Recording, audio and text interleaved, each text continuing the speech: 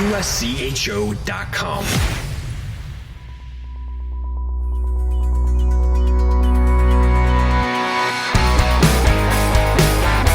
Welcome to USCHO Weekend Review from Monday, January 15th, 2024. I'm Ed Trefzger with Jim Connelly and Derek Schooley. This podcast is sponsored by the NCAA Men's Division I Frozen Four, April 11th and 13th at XL Energy Center in St. Paul, Minnesota. Visit ncaa.com/mfrozen4 to get your tickets today. Well, it seems like this is going to be the story in college hockey from now on. Tough weekends, a lot of splits. Only 3 of the top 10 teams were able to sweep, and one of them might squeak their way into being number 1 this week, although we're recording this before the poll comes out.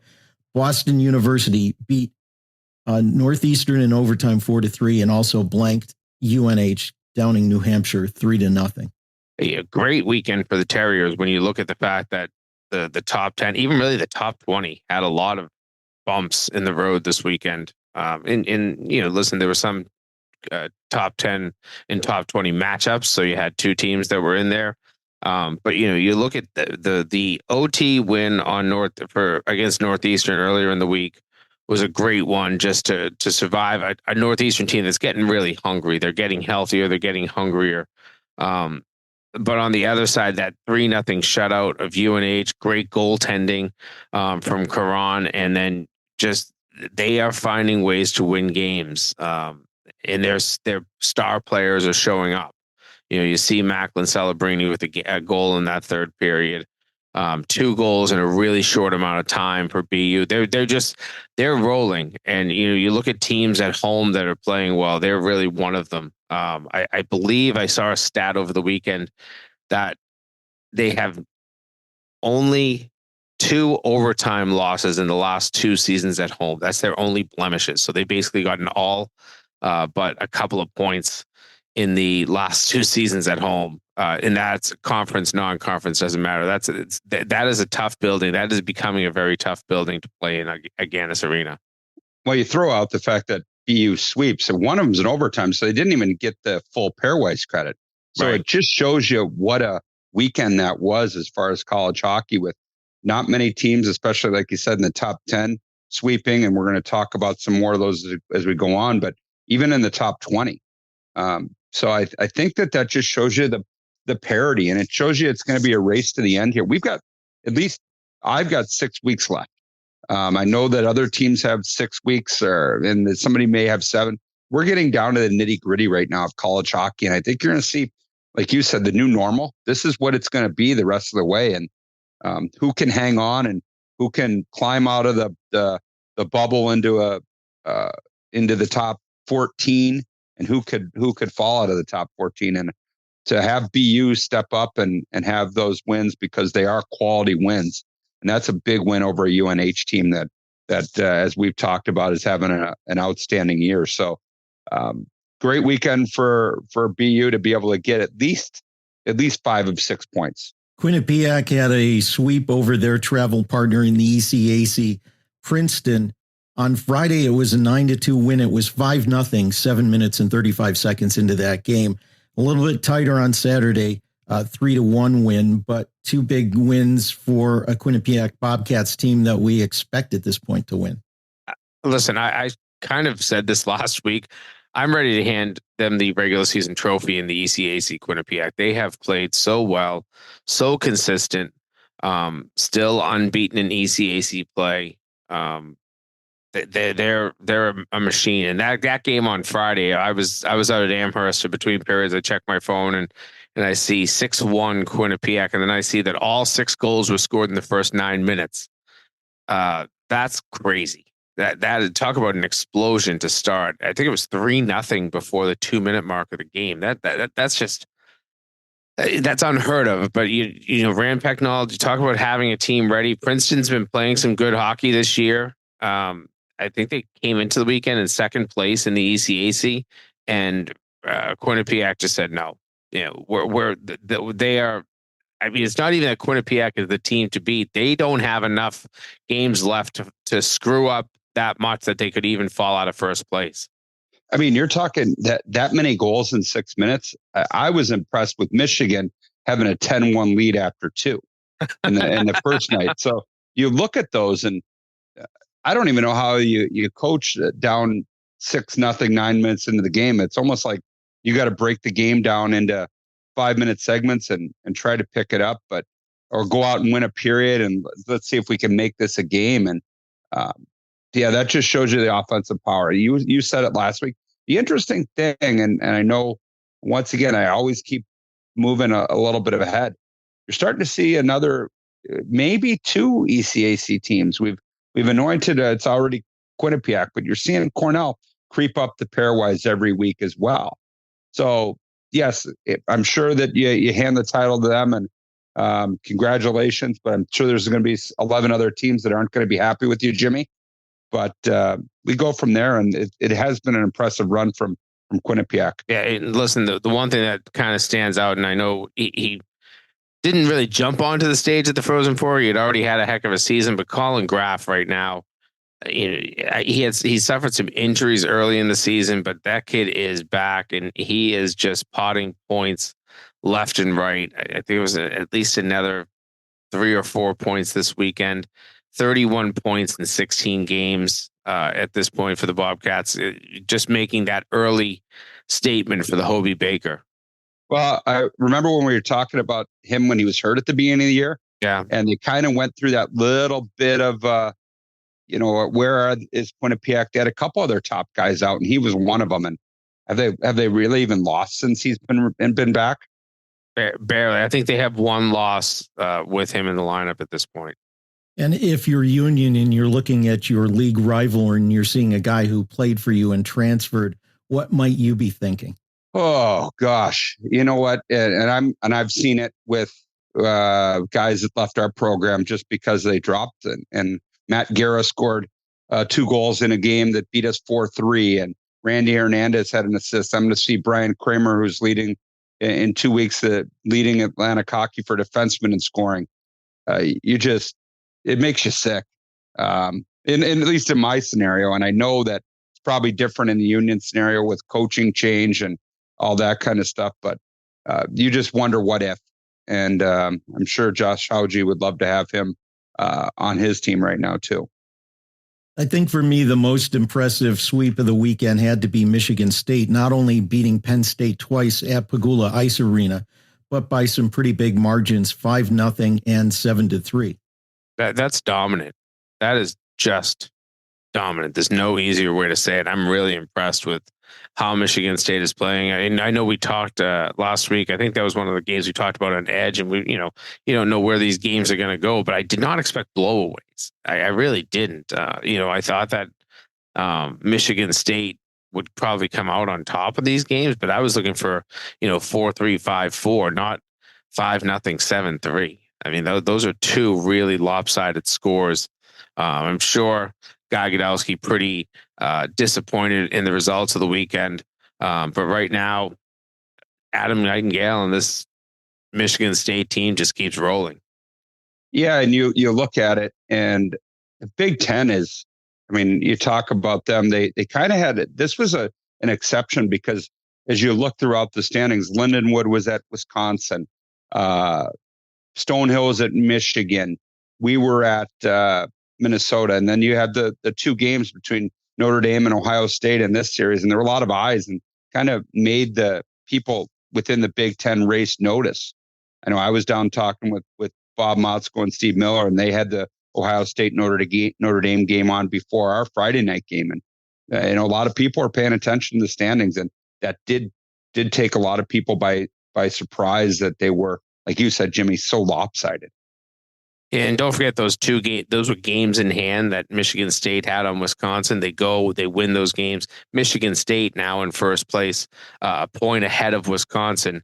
Both of them with 12 games played in the league. So that's going to be a great race down to the end. But I think it's starting to become that 2-horse race. Yeah, and we were talking about 3, 4, 5 maybe teams from the Big Ten in the NCAA tournament earlier in the year. Right now, with Minnesota at number 12 and Michigan at 14, both of them are pretty much on the bubble 12 is precarious. 14 is probably out at this point. Yeah, crazy. There's plenty of time to make that up.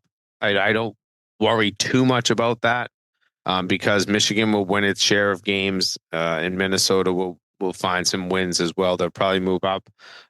There's going to be between hockey's NCHC and the Big Ten. There's going to be a battle to see who gets the lopsided number of teams in. Is it 4 of 7? Is it 4 of 8? Is it 6 of 11 from those 3 conferences?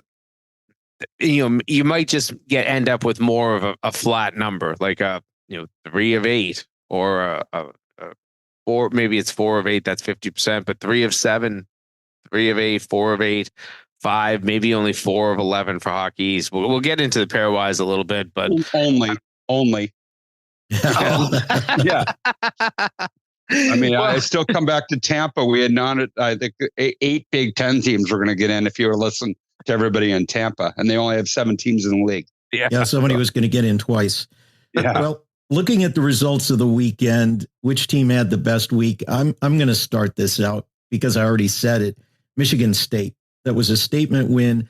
They're in first place in their league. They're in the The top 3. Top 3 of the PairWise. Yeah, they're third in the PairWise by just a hair. So they pretty much, unless there's a complete collapse, they've pretty much locked up an NCAA berth being mid-January and that high up.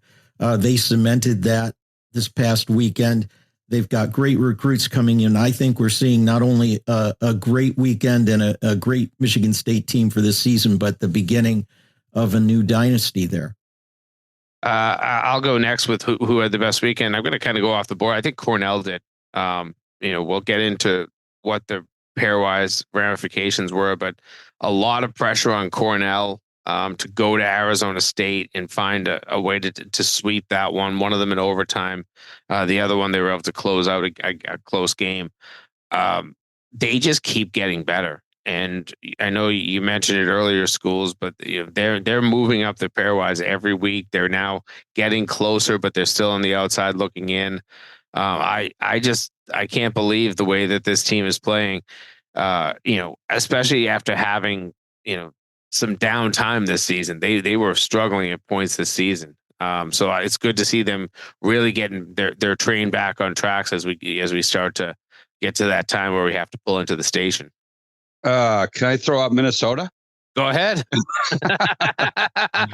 Yeah.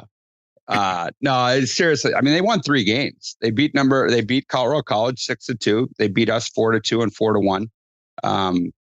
Obviously they had their World Junior guys back and they had they were rolling. And I know that a couple weeks ago gave everybody trouble about everybody switching their games out of World Juniors, and Eric Vigo called me on it, and I went all John Tortorella on him in the press conference the other day and said, "What, were you the guy?" it was all in fun. But Minnesota I actually would change it around. I would say what was the most impressive thing was the amount of goals that Snuggerud scored since he returned from the World Juniors. I think he had 5 against Colorado College. We held them to 1, and that was with about 10 minutes to go in the third period.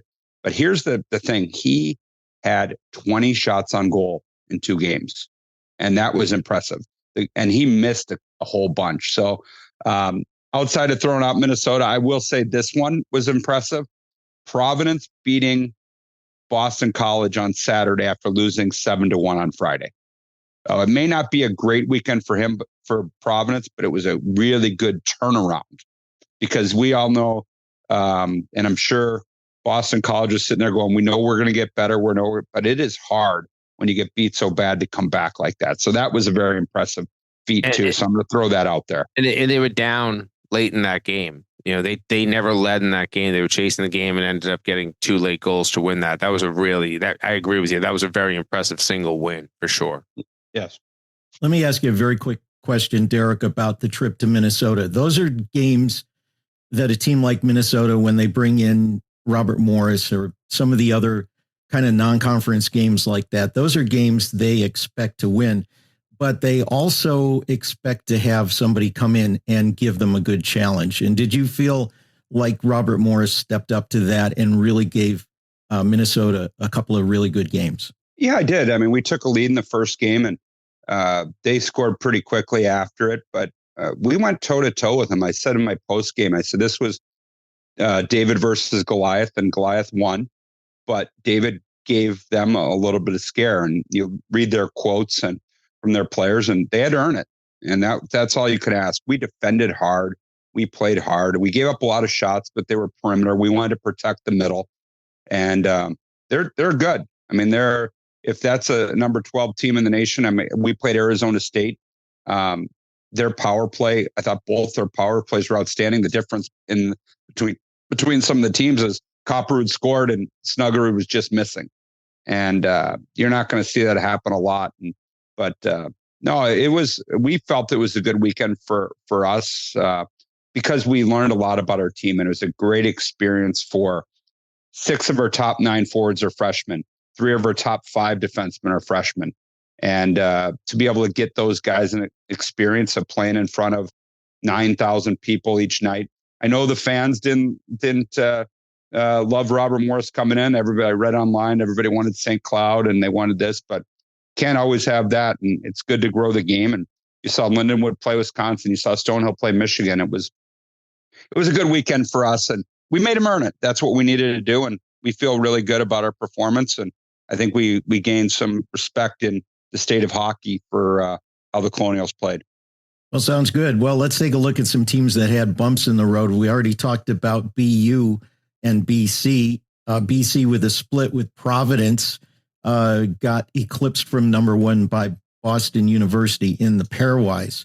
But they're all still very close numbers. Those are going to move up and down probably at this point. Everything is very close. It's all a third decimal point in the RPI that makes the difference right now.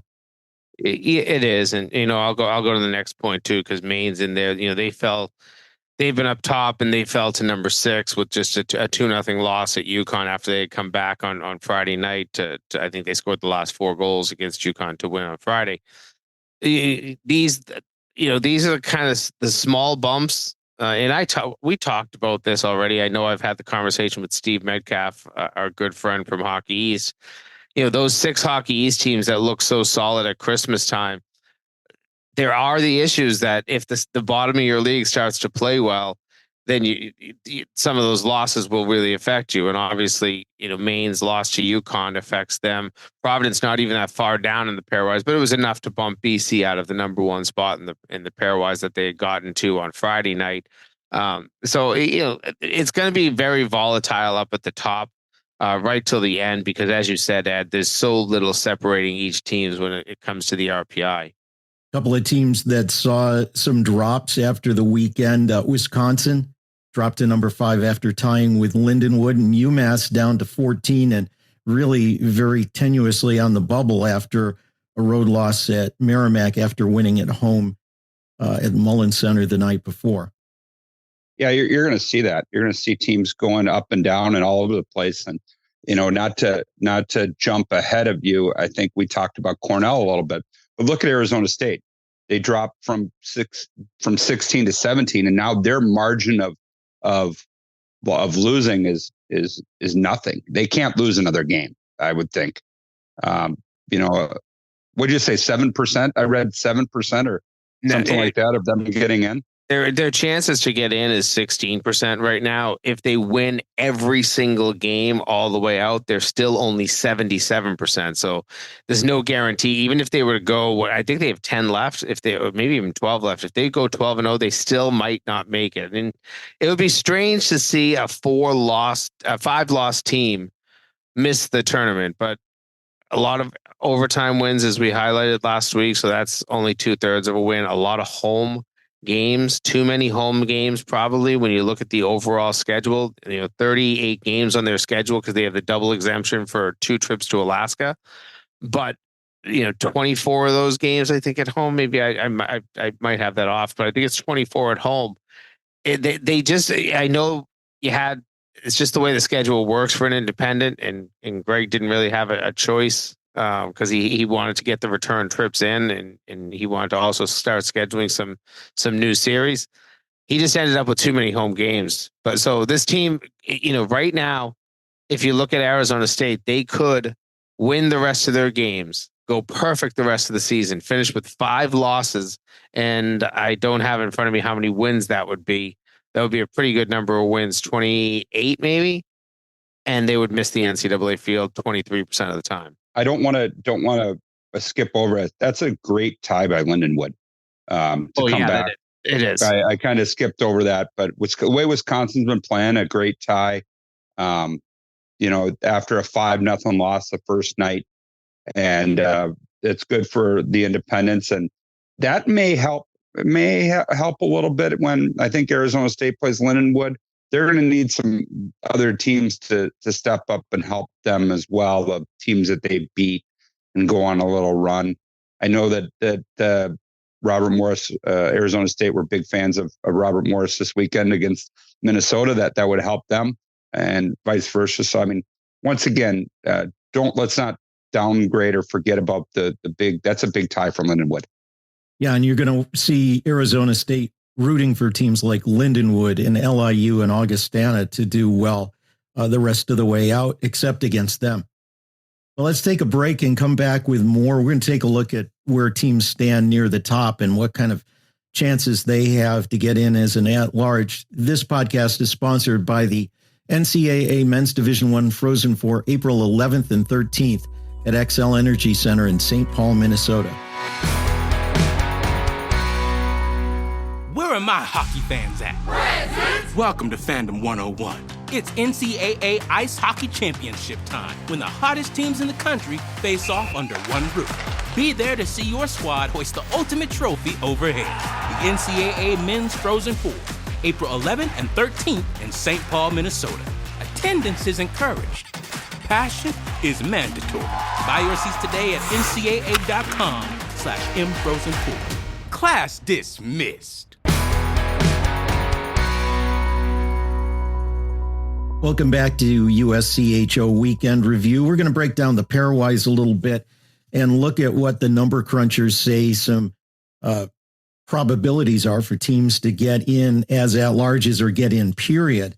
No team at this point is 100%, although let me just insert, historically around mid-January to late January, typically the teams in the top 8, they are pretty much locks. And if a team is not 100%, it's going to take a very strange set of circumstances and maybe a complete collapse to keep them out.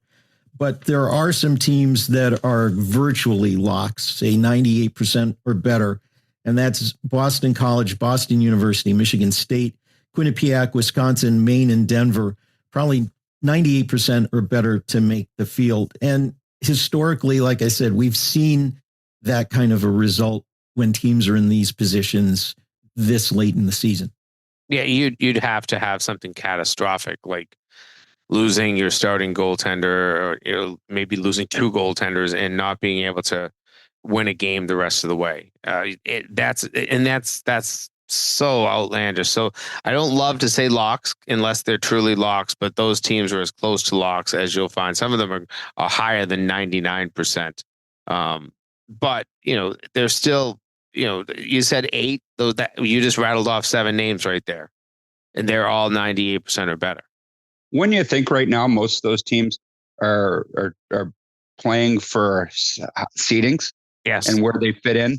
I mean, we talk about them being locks and all that, but really they're just almost playing for seeds right now, because you talk about, 98%.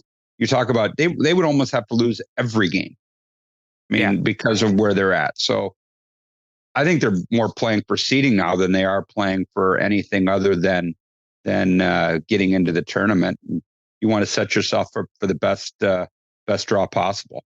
And I think probably the team most looking at that right now is Quinnipiac, although Wisconsin also at number 5, just outside of having a regional number 1 seed. But you got to expect that Rand Pecknold really wants that number 1 seed for his team. Certainly, that would likely put them. That probably keeps them east. It almost guarantees it keeps them east. Although you have BC and BU, so the four regions this year. Let's see: Springfield, That would be a great one for Quinnipiac. So they almost maybe want to even get higher than number 4. They want to pass BC and BU to make sure that they stay east. St. Louis and the North Dakota is the other region, either North or South Dakota, I think, right? So if you're sitting there as Quinnipiac, you're really trying to make sure that you can keep yourself in a good, advantageous position. Because if you can't keep yourself east, you'd almost rather fall out of a number 1 seed to a 2 seed, so that you'd have a better chance to end up in either Providence or Springfield. Yeah, you got Maryland Heights, which is St. Louis, the Blues practice facility. You got Providence. You've got Sioux Falls, where the Sioux Falls Stampede play. And then you have the Mass Mutual Center, where AIC is playing. So I would say that they need to get above one of those Eastern teams to stick in Springfield, Mass. That would guarantee it if they could get above BC or BU. But can you imagine in St. Louis, the crowd that Wisconsin would draw? That's almost like close to being a second home, where if you had a 4 versus 5, Quinnipiac versus Wisconsin in that 4,000, 3,000 seat building, that could be jam packed and rocking there. Bubble teams, though, the ones that are in like the 12, 13, 14, 15 and that area, things are not so certain. You certainly have, except for Arizona State, the opportunity to get the automatic qualifier, but percentage-wise, these are what the prognosticators say. UMass at 58%, Michigan surprisingly at 30%, Cornell a big help from the weekend in Tempe at 44%, and Arizona State at 16%. And Jim, as you looked up the numbers, even a realistic chance, 10% or more, you got to be in the top 21. And even Penn State at number 20 is only 8%. So again, things are kind of separating the wheat from the chaff, the cream from the milk. Yeah, and I think that, these numbers factor in your odds of winning your conference tournament as well. And I think that, this is pretty much saying that Michigan and Penn State would have lower odds of winning the Big Ten, because you have Michigan State and Wisconsin both pretty dominant in that conference, even Minnesota. So I think they're considering that a tougher road. UMass, they're sitting at 14. They probably will have some time to move up. I think that's another thing the computers are factoring in here, is that they could get some good wins. They have the chance to get those quality wins over some of the better teams in the PairWise, teams that are above them, 9 or above. So that's factored in. Cornell, as we mentioned, they keep moving up. I think at one point, they were barely in the top 30 of the PairWise, and in less than a month and a half, they've now jumped up. I'm going to maybe even say less than a month. They've jumped all the way up to basically the bubble 16. Well, I think I'm going to play a game of buy or sell by myself here. And, I always put that in the rundown this week. Yeah, we haven't done that in a while yet, but I'm gonna buy on UMass, and I'm gonna sell on Michigan. I'm gonna buy on Cornell, and I'm gonna probably have to hold on Arizona State. I think the Michigan has been surprisingly not as effective as they have in the past. And you're talking some of the teams that have been in the Frozen Fours here with UMass and Michigan and Cornell. I think Cornell is going to keep stacking up wins, and I think they're going to keep rising and see where they go from there. And Arizona State, they, like you said, what was it? During our break there, what would you say their record would have to be? 20. It would be 20. It could be 28, 5-5. That would be a perfect the rest of the way. And that the computers basically say they still have a 23% chance of missing the tournament if they were to get there. That would be the most wins ever to be left out of an NCAA tournament. So Greg would want to go back to the cigar-filled room, or the COVID room, of how we picked the NCAA tournament in my last year on the committee, huh? So I would say that you got some good teams that are going to fall right out of the mix here, and that's not even that one team that kind of sneaks up and surprises everybody that we always have at the end of the year. And by the way, going back to Michigan, we're going to know everything about Michigan and their chances probably in the next 2 weeks. 2 games this week, home and home against Michigan State. 2 games at home next week against Wisconsin. Yeah, and you know that those games between Ann Arbor and East Lansing are going to be exciting. I saw the note from the Sports Information Department at Michigan State. Seats are going to be a premium even in the press box, so get your credentials in now. Well, let's take a look at a couple of milestones. 2 great guys hit some milestones. Bob Motzko winning his 400th career game, and Ted Donato probably wondering at some point whether he was ever going to get win number 300 this season, as it's been tough for the Crimson. He gets his 300th career win. I'm gonna throw something out here first to go back to our last point. Quinnipiac Cornell at Cornell on Saturday. That's going to be a massive game. That should be on your betting edge that you guys talk about, or even the game of the week, because that's going to go a long way in the ECAC here moving forward. But to go back to your point about Ted and Bob, I guess Bob's at 401 right now, and it was I was his 400th, so I've been a part of 4 of his wins, 2 at St. Cloud, and now 2 at Minnesota. But as he said, when I congratulate him, it just means he's been around probably a long time or too long.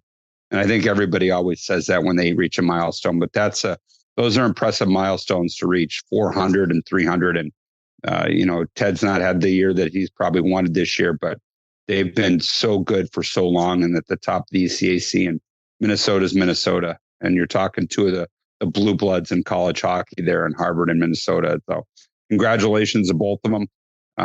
And I haven't played Harvard, but like I said, I've been a part of 4 of Bob's 401. And I was hoping that he would do it against Colorado College, so I wouldn't have to be. But I guess Robert Morris is forever in the Bob Motzko lore. Well, you kind of said it all about Bob Motzko. And congratulations, hats off to him. I know Ted pretty well. Being out here in the Boston area, and you're right. He probably hoped it wouldn't take this long to get there. Probably didn't think it was ever going to come, but he does get it against Yale. Which I think that means something a little bit as a Harvard coach to beat Yale and end up, getting that 300th career victory. And I hope this team gets some stuff going here in the last 6-7 weeks of the regular season, because I think there's enough talent there that they could be a team that rattles some feathers in the postseason. In the ECAC, everybody makes the postseason. So, but Ted Donato, a great guy. I don't know if he knew coming out of the NHL and right into college that this would be his longtime career, but he's done a great job at Harvard, really building that program. You mentioned him coming right out of his playing days in behind the bench, and I remember, and as I'm looking at how long ago that was, 20 years ago, I remember what excitement there was, and maybe a little caution or some questioning. Is he ready to come right from playing into head coaching?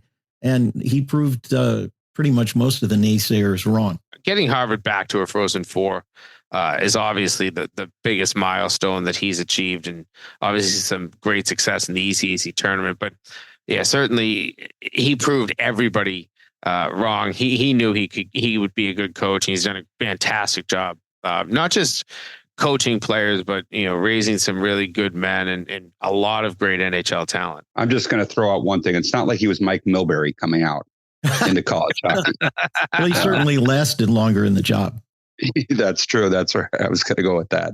Derek, you wanted to mention one other thing, and we don't usually talk a lot about women's hockey, but you saw some games going on for the Minnesota women right about the same time as the games you had with the men last weekend, and some things really stood out and impressed you. I don't want to step on Nicole and Todd's podcast, but number 1 versus number 2 this past weekend at Ridder Arena, which is attached to Mariucci, and the women played at 6 and the men played at 7, and that was Friday. The women had 23-47, the men had 84-49. So you're talking close to 11,000 hockey fans in the same vicinity seeing, the Gophers number 12 and a 1-2 battle. And it was it was great hockey. Former Olympians playing for Ohio State, former Olympians for Minnesota, back and forth. Great games. And to have them at the same time, basically 6 and 7, was very impressive that they continued to draw the crowds that they did for those games. And I asked that because we've all been a part of women's hockey that played before men. And they said it was different fan bases. So it was really impressive and good hockey. And Ohio State came out on top 7-0 and 6-1. Former Colonial goalie Reagan Kirk had only gave up 1 in both games. It was good to see her, play for Ohio State, but pretty neat atmosphere of hockey between the two buildings, and to have them back-to-back days, over 11,000 in the building on the second day too, between the two events. Yeah, and I guess I'm not surprised out there, that this is also the same city or the same area that a week ago put 13,000 fans in for a women's game, 13,000 plus at the XL Center for the Minnesota PWHL team. There's just such a rabid fan base out there, and I look forward to experiencing it firsthand this April when we're broadcasting out there and doing things around the Frozen Four. That as much as we talk about certain cities, and we love Tampa because it's warm and they're really nice to us, and Boston's fantastic, there's something special about the Twin Cities that's just different, and people really love their hockey out there. And it was -9 degrees when we left on Sunday, so that was, the high was 0, the low was -9, and we missed all the snow, but it was there is one thing that Tampa does give us over Minnesota. So, but hey, it's just a reminder. I got to see I saw Jimmy Rosevall and Tim and Don and everybody, their good friend Jess Myers, and get your tickets for the Frozen Four. Buy your flights too, Jimmy. Derek, get to see you at Clearview Arena this weekend. Looking forward to that. We should just do it. We should have Jimmy fly in, and we should just do a podcast in person. I think I'll stay in Boston. Leave the corner crew at home, Ed. We'll talk to you this weekend. I think some of them are making the trip. Not a huge amount, but you'll know they're there. This podcast is sponsored by the NCAA Men's Division I Frozen Four, April 11th and 13th at XL Energy Center in St. Paul, Minnesota. For Jim Connelly, for Derek Schooley, I'm Ed Trefzger, and this has been USCHO Weekend Review.